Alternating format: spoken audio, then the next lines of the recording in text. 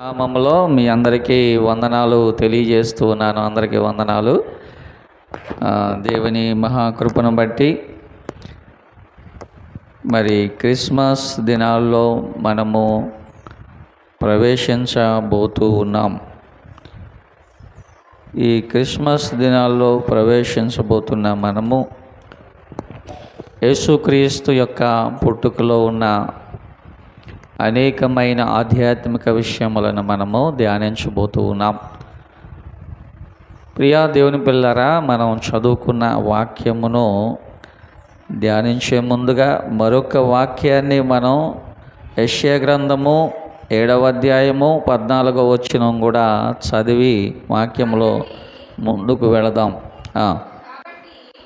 కాబట్టి ప్రభువు తానే ఒక సూచన మీకు చూపును.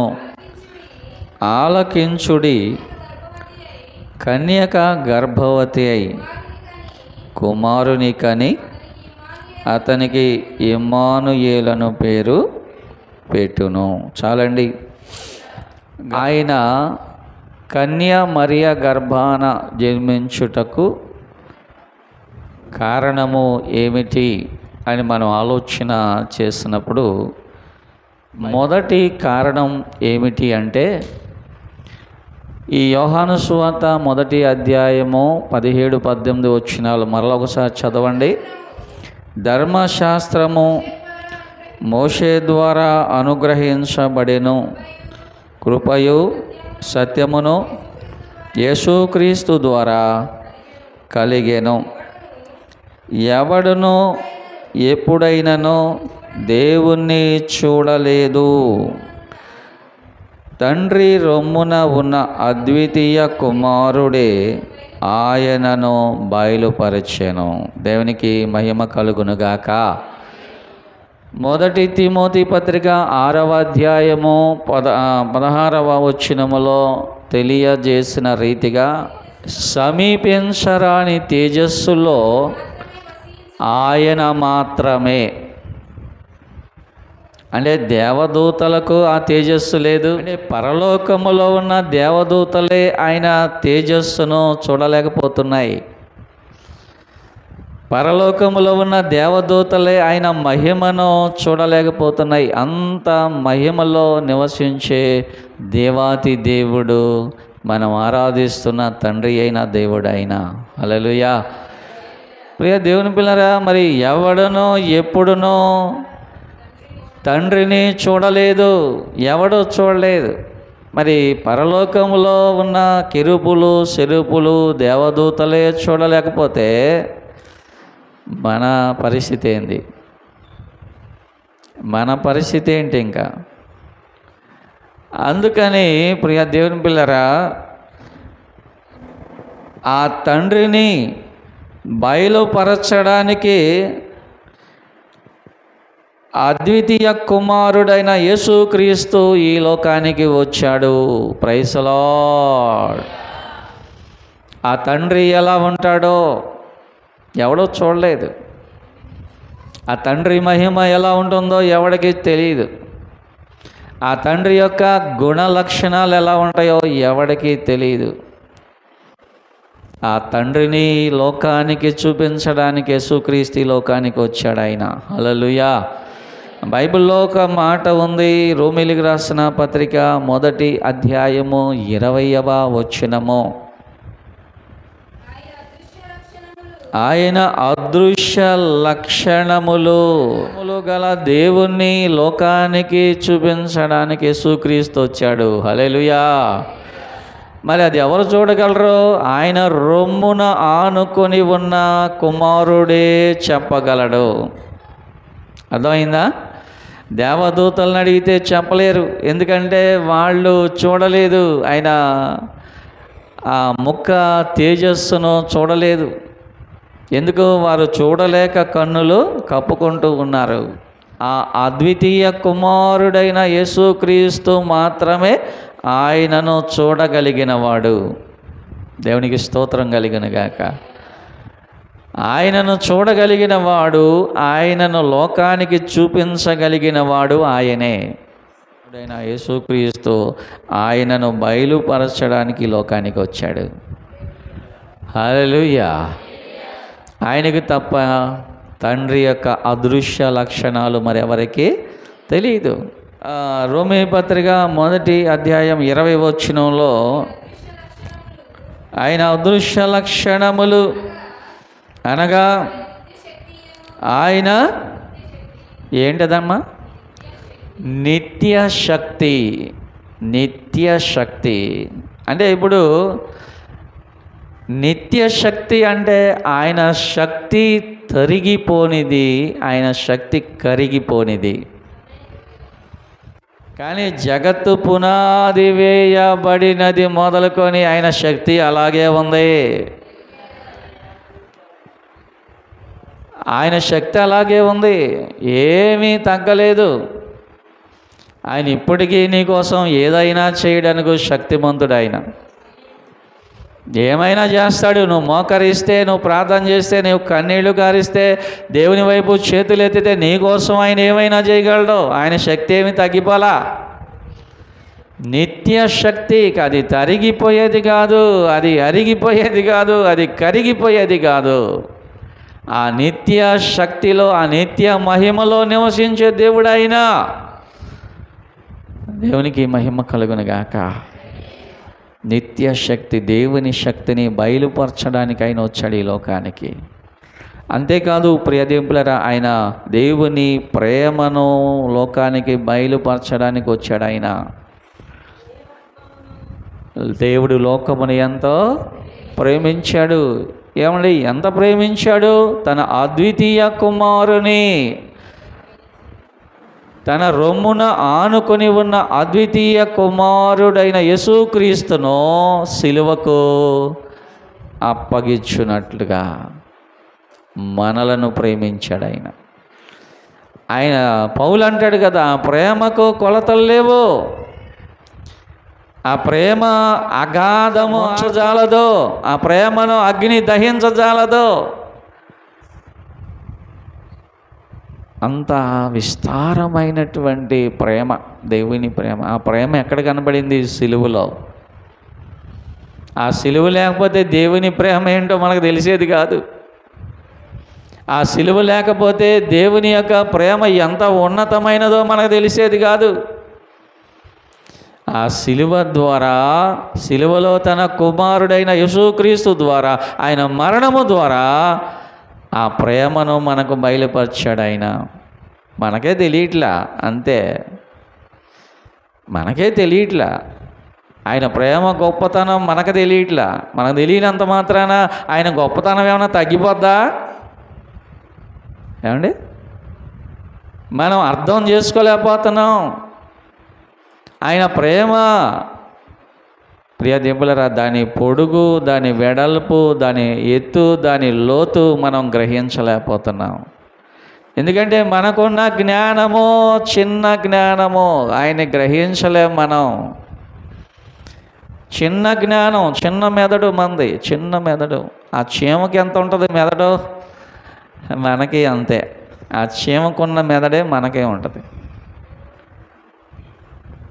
మనం తెలుసుకోలేకపోతున్నాం, ఆయన ప్రేమ ఎలాంటిదో తెలుసుకోలేకపోతున్నాం. ఆ ప్రేమను బయలుపరచడానికి యేసుక్రీస్తు ఈ లోకానికి వచ్చాడు. అంతేకాదు ప్రియదేవులారా, దేవుని యొక్క జ్ఞానము, హల్లెలూయా, దేవుని జ్ఞానమును బయలుపరచడానికి యేసుక్రీస్తు ఈ లోకానికి వచ్చాడు. ప్రియ దేవుని పిల్లరా, మరి ఆ కొలస్సీ పత్రిక 2వ అధ్యాయం 3వ వచనంలో ఏముంది? బుద్ధియు జ్ఞానముల సర్వ సంపదలు ఆయన యందే గుప్తమై ఉన్నవి. దేవుని జ్ఞానమును బయలుపరచడానికి యేసుక్రీస్తు లోకానికి వచ్చాడు. ఇప్పుడు ధర్మశాస్త్ర పండితులు యేసు ప్రభు వారు 12 సంవత్సరాల వయసులో వాళ్ళ మధ్యలో కూర్చున్నాడు. 12 సంవత్సరాల వయసు, అప్పటికి ఆయన వయసు 12 ఏళ్ళే. ధర్మశాస్త్ర పండితుల మధ్యలో కూర్చున్నాడు ఆయన. ఆయన వేసే ప్రశ్నలకు ఎవడో జవాబు చెప్పలేకపోతున్నాడు. ఎవరు వీళ్ళు? ఎవరు వీళ్ళు? ధర్మశాస్త్ర పండితులు. ఆయన వేసే ప్రశ్నకు ఎవడో జవాబు చెప్పలేకపోతున్నాడు. ఆయన జ్ఞానమునకు మితి లేనివాడు. ఆ జ్ఞానమును తెలియచేయడానికి యేసుక్రీస్తు ఈ లోకానికి వచ్చాడు. ఆ జ్ఞానాన్ని ఎవరికి బయలుపరిచాడు ఆయన? విద్య లేని దేవునికి స్తోత్రం కలుగును గాక. వారి మాటలు, ఆ యోహాను, పేతురు వారి మాటలు విని ధర్మశాస్త్ర పండితులు ఏమీ అనలేకపోతున్నారు. వాళ్ళ జ్ఞానానికి వాళ్ళు ఆశ్చర్యపడిపోతున్నారు. వాళ్ళు చెప్పే మాటలు బలముతో, శక్తితో, జ్ఞానముతో, పరిశుద్ధాత్మతో చెప్పే మాటలు విని ధర్మశాస్త్ర పరిచయులు, పండితులు వాళ్ళు గుండెలో బాదుకుంటున్నారు. దేవుని స్తోత్రం కలుగును గాక. ఎందుకంటే ఆ జ్ఞానము ఎక్కడి నుంచి వచ్చింది? వాళ్ళకి, చేపలు పట్టే వాళ్ళకి. ఏమండి, యేసుప్రభు అంటాడు, మీరు చేపలు కాదయ్యా, మనుషులను పట్టే జాలర్లుగా చేస్తాను. ఆ జ్ఞానము నేను మీకు ఇస్తాను. ఆ జ్ఞానాన్ని శిష్యులకు ఇచ్చాడు ప్రభువారు, ఆ జ్ఞానాన్ని మనకిచ్చాడు ప్రభువారు. మరి యేసు ప్రభు యొక్క జ్ఞానము పొందుకోవాలంటే మనం ఏం చేయాలి? బైబిల్ చదివితే దైవ జ్ఞానము నీకు తెలుస్తుంది. ఎక్కడి నుంచి వచ్చింది జ్ఞానం? సొలొమోనుకి. ఓకేనా? సొలొమోనుకి దేవుని దగ్గర నుండి పొందుకున్నాడు. ప్రార్థన చేశాడు, జ్ఞానం ఇమ్మన్నాడు, వివేకం ఇమ్మన్నాడు, దేవుడు ఇచ్చాడు. అంటే జ్ఞానమునకు ఆధారం ఎవరో? యేసు ప్రభువే. జ్ఞానమును అనుగ్రహించేది ఎవరో? యేసు ప్రభువే. మళ్ళీ జ్ఞాన మార్గంలో నడిపించేది ఎవరు? యేసు ప్రభువే. అందుకని బుద్ధి జ్ఞాన సర్వ సంపదలో ఆయనలోనే ఉన్నాయి. నువ్వు యేసు ప్రభువులో ఉంటే అవి నీకు వస్తాయి. యేసు ప్రభువులో లేకపోతే అవి మనకు రావు. ఎందుకంటే ద్రాక్షావల్లిని నేను, ద్రాక్ష తీగల మీరు, నాలో ఎవడు అంటు కట్టబడి ఉంటాడో వాడు బహుగా ఫలిస్తాడు. ఏమంటే కొమ్మ ఆ మొదల్లో అంటు కట్టబడి ఉంటేనే కదా సారము దానిలోకి వెళ్ళేది, అవునా కదా? అంటు కట్టబడకపోతే ఆ కొమ్మ కొంతకాలమే, 2 రోజులు 3 రోజులు పచ్చగా ఉంటుంది, తర్వాత అది ఎండిపోద్ది. ఆ మొదలు, ఆ చెట్టు, ఆ సారము ఎక్కడికి వెళ్ళాలి? ఆ కొమ్మల్లోకి వెళ్ళిపోవాలి. ఆ కొమ్మ ఎక్కడ అంటుకట్టబడాలి? చెట్టునకు అంటుకట్టబడాలి. అందుకని ద్రాక్షవల్లిని నేను, ద్రాక్ష తీగల మీరు. మన ఊరినే ప్రియ దేవుని పిల్లరా గమనించండి, మన ఊరినే అంటు కట్టబడినట్టుగా అంటే నటించేటటువంటి పరిస్థితులు ఉంటే కనుక ఆయనలో జీవముండెను, అది మనుషులకు వెలుగై ఉన్న. ఆయనలో జీవము మనలోకి రాదు. అర్థమైందా? ఆయనలో జీవము మనలోకి రాదు. ఆయనలో జీవం మనలోకి రాకపోతే మన పరిస్థితి ఎలా ఉంటుంది? ఇక నాలో ఫలించని తీగలో తీసి బయట పారవేయబడును. ఎందుకు ఫలించలేకపోతున్నాయి? ఎందుకు ఫలించలేకపోతే ఆయనలో నిలిచి ఉంటేనే ఫలిస్తాం. మనం ఆయనలో ఉంటేనే ఫలిస్తాం. మరి ఏంటి ఆయనలో నిలిచి ఉండుట అంటే ఏంటి? నా మాటలు మీ యందును, మీరు నా యందును నిలిచి ఉండండి. మాటలో, ఏ మాటలో? యేసయ్య మాటలో. ఏ మాటలు అవి? జ్ఞానము కలిగిన మాటలు, జీవము కలిగిన మాటలు, ప్రేమ కలిగిన మాటలు, దయ కలిగిన మాటలు, ఏమని కనికరము కలిగిన మాటలు. ఆ మాటలు వినడానికంట యోదయ, సమరయ్య ఈ ప్రాంతాల నుంచి తండోపతండాలుగా యేసు ప్రభు వారి దగ్గరకు వచ్చి ఆ మాటలు వింటూ రోజుల తరబడి సంతోషపడేవాళ్ళంట. దేవునికి స్తోత్రం కలుగును గాక. ఎందుకు వచ్చారు ఆయన దగ్గరికి? ఆ మాటలు వినడానికే. ఆ మాటలో ఇంకెక్కడ దొరికే మాటలు కాదు అవి. మరి మనం ఏం చేయాలి? దేవుని మాటలో చదవాలి, దేవుని మాటలో హృదయంలో భద్రపరచుకోవాలి. దేవుని మాటల ప్రకారంగా మనం జీవించాలి. ఒకవేళ అలా జీవించకుండా మేమేదో క్రైస్తవులుగా ఏదోలండి ఆదివారము ఏదో ఊరికనే వస్తాం వెళ్ళిపోతామనంటే ఆ కొమ్మలు ఏమైపోతాయి? ఎందుకంటే బుద్ధి జ్ఞాన సర్వ సంపదలు ఆయనలో ఉన్నాయి కదా. ప్రియదేవులారా, దేవుని జ్ఞానమును వెల్లడి చేయడానికి యేసు ప్రభు వారు ఈ లోకానికి వచ్చారు. ఈ లోకంలో జ్ఞానవంతులు పుట్టారు, సొలొమోను వంటి జ్ఞానవంతులు పుట్టారు, కానీ వాళ్ళు కూడా దేవుని మార్గముల నుంచి ఊరికనే తొలగిపోయారు. కానీ యేసు ప్రభు ఉన్నారే, యేసు ప్రభు వారు ఉన్నారే, ఆయనలో ఉంటేనంట వారు బహుగా ఫలిస్తారు అంటున్నాడు. హల్లెలూయా. ఆయనలో నిలబడాలి, ఆయనలో నిలిచి ఉండాలి. మీరు నాలో నిలిచి ఉంటే మీరు బహుగా ఫలిస్తారు. ఆ పామరులైనటువంటి పేతురు, యోహాను వాళ్ళ జ్ఞానాన్ని చూసి పండితులే ఆశ్చర్యపోయారంట.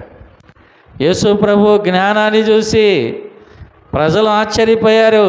ఇతడికి ఇంత జ్ఞానం ఎక్కడి నుంచి వచ్చింది? ఇతడు వడ్రంగి వాడైన యోసేపు కుమారుడు కాదా? ఇతని తల్లి మరియ కాదా? ఇతని సహోదరులు మన మధ్య లేరా? ఇతని జ్ఞానం, ఇంత జ్ఞానం ఎక్కడి నుంచి వచ్చింది? మరి ఆ జ్ఞానము ఈ లోకానికి మనకివ్వడానికి వచ్చాడు యేసు ప్రభు వారు. హల్లెలూయా. జ్ఞానము పొందుకోవాలి. మనం దేవుని మాటలు వింటున్నప్పుడు జ్ఞానము పొందుకోవాలి. ఆ జ్ఞానవంతులుగా మారాలి. ఆ జ్ఞానాన్ని అనుసరించి నడవాలి. జ్ఞానముతో బ్రతకాలి. హల్లెలూయా. ప్రియదేవుడు, అది ఈ లోక సంబంధమైన జ్ఞానము కానే కాదు. మనకి ఇప్పుడు పాము ఉందనుకోండి, పాము మనిషి ఎక్కడో అలికిడి తగిలితే అది ఏమవుతుంది? మనిషి అలికిడి తగిలితేనది మరి ఏ పుస్తకాలు చదువుకుంది? టెక్స్ట్ బుక్లు ఏం చదువుకుందమ్మా? అది టెక్స్ట్ బుక్లు ఏం చదువుకుందా? లేదు. దానికి కొంత జ్ఞానం ఇచ్చాడు. అన్ని జంతువుల్లో, అన్ని ప్రాణుల్లో ఉంది ఆ జ్ఞానం. కానీ మనిషికి ఉన్న విశేషమైన జ్ఞానం ఏంటంటే, మనిషి దేవుని స్వరూపంలో, దేవుని పోలికలో చేయబడ్డాడు. దేవుని జ్ఞానమును పొందుకున్నవాడు మనిషి. హల్లెలూయా. మనిషి మనిషిగా బ్రతికిన రోజే జ్ఞానవంతుడు అనిపించుకుంటాడు. ఒకవేళ యేసు ప్రభు వారు ఆ కన్య మరియ గర్భాన జన్మించడానికి ఏంటి కారణమో మన మూలవాక్యం చెప్పండి. మళ్ళా మెసేజ్ అయిపోయింది. మూలవాక్యం ఎవడునో యోహాను సువార్త 1వ అధ్యాయము 17, 18 వచనాలు మన మూలవాక్యం.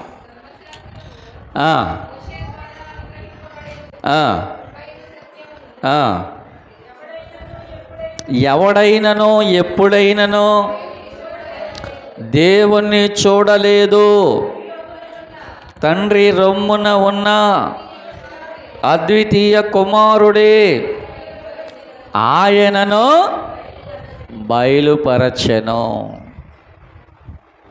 ఇది మన మూలవాక్యం. ఎవరు బయలుపరిచారు ఇంతకీ తండ్రిని? ఎవరు బయలుపరిచారమ్మా? పరలోక రాజ్యంలో ఉన్న సంగతులను ఎవరు బయలుపరిచారు? కుమారుడు బయలుపరిచాడు. యేసు ప్రభు వారు మనకు చెప్పారు, నేను తండ్రి ఇంట అనేకమైన నివాసములు ఉన్నాయి. ఎలా తెలిసింది మనకి?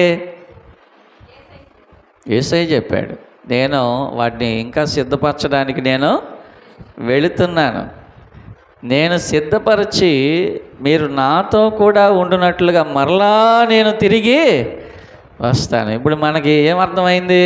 పరలోకంలో మన కోసం ఒక నమ్మి బాప్తిస్మం పొందినవాడు రక్షించబడును. నిజంగా ఒక్కటే మనం చేయాల్సింది ఒకటే, బాప్తిస్మం పొందితే పరలోక రాజ్యంలో మనకి ఇల్లు ఉందమ్మా, చక్కని నివాసాలు ఉన్నాయి.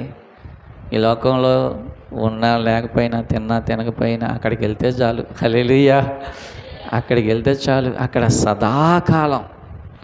సదాకాలం ఇక ఎంత మహిమ, ఎంత ఆనందం, ఎంత సంతోషం. దేవుని పిల్లరా, ఆ నిత్య నివాసాల కొరకు మనం ఎదురు చూచుచున్నాము. దేవుడి మాటలు దీవించునుగాక.